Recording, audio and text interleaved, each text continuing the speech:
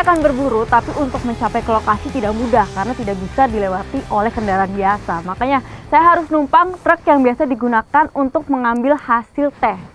Dan sekarang saya udah ditunggu di sana, jadi saya mau langsung berangkat. Ikuti jejak saya, jejak petualang. Untuk menuju lokasi perburuan, saya harus menempuh waktu sekitar 1 jam membelah hutan pinus yang dapat dinikmati panorama alamnya. Nah, sekarang saya udah siap jalan. Kang, siap? Siap. Ayo Kang, jalan! Kang, makasih ya Kang. Sensasi menaiki truk pengangkut teh tentu berbeda dari kendaraan biasa. Adrenalin saya ikut terpacu karena guncangan yang ditimbulkan. Saya harus tetap berhati-hati dengan berpegangan ke sisi tempat duduk agar tidak terjatuh. Ini kenapa saya harus numpang pakai truk? Karena jalannya emang bener-bener ekstrim. Berbatu, tanjakannya curam, turunannya juga curam. Ini tadi juga saya kegoyang-goyang di atas ini. Obstacle yang saya lalui pun beragam, tapi tidak menyurutkan semangat saya untuk sampai ke tujuan. Ini walaupun saya digoyang-goyang seperti ini, tapi pemandangannya indah sekali. Kanan kiri pohon pinus yang lebat, jadi suasananya itu sejuk.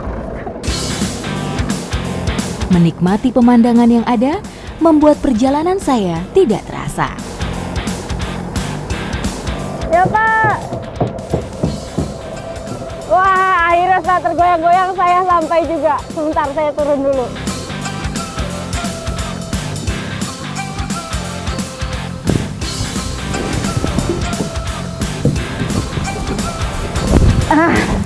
Nah, ini nama desanya adalah Pagar Alam, tapi saya dan Bapak langsung sampai. Kita harus jalan dulu. Berapa jauh Bapak kira-kira? 500 meter. 500-an meter kurang lebih ya. Iya. Yaudah kita jalan dulu. Bapak.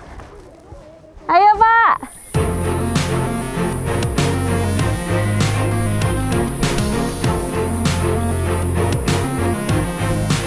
Jadi ini yang akan kita ambil.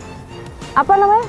Lebah engang, dan dia ini biasanya ada di pohon-pohon dan tinggi. Kalang ini dia ada di pohon pinus di ketinggian kurang lebih 15 meter. Serangga ini merupakan serangga endemik dari wilayah Asia Pasifik. Tawon Vespa umumnya dijumpai di semua habitat, baik di hutan, padang rumput, lahan pertanian, hingga ke kawasan pemukiman penduduk. Nah, ini jadi karena emang Akang ini ahli, udah terbiasa untuk melakukan hal ini, saya udah disiapkan alat pelindung untuk berjaga-jaga supaya tidak kena sangatannya.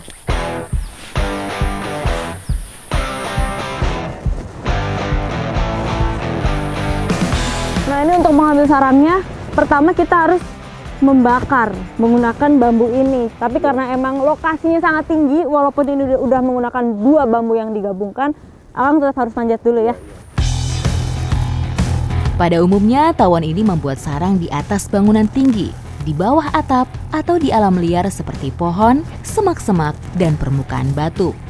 Tawon Vespa afinis memiliki sifat hidup yang aktif sepanjang hari. Tawon jenis ini biasanya akan meninggalkan sarang pada pagi hari untuk mencari makanan.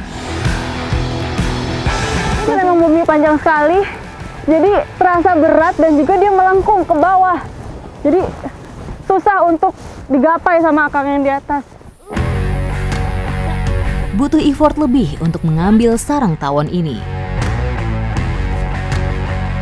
Nah, ini emang nggak mudah ya, walaupun Bapak udah dua-duanya naik, tapi karena emang jaraknya yang sangat tinggi, bambunya juga panjang, jadi belok ke kanan ke kiri. Ini baru akhirnya bisa nih. Mungkin di sebentar lagi akan terbakar. Ini lebahnya mulai keluar.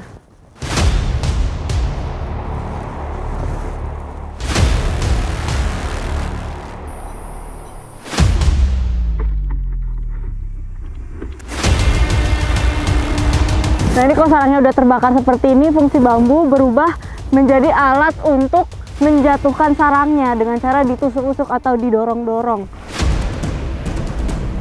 Tawon merupakan salah satu serangga yang sangat penting bagi ekosistem setempat. Sebagian besar tawon memburu hewan yang merusak tanaman untuk makanan larvanya. Sehingga penting dalam mengendalikan populasi hewan-hewan hama di alam. Beberapa jenis diternakan secara khusus untuk menjadi pembasmi hama ramah lingkungan.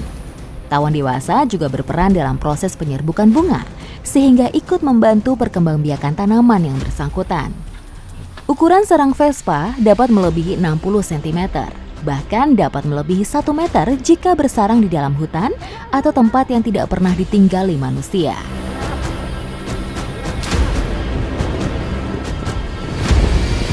Nah, ini nih jadi yang kita cari adalah larvanya si lebah. Memang si lebah engang ini profilnya lebih panjang dari lebah biasanya.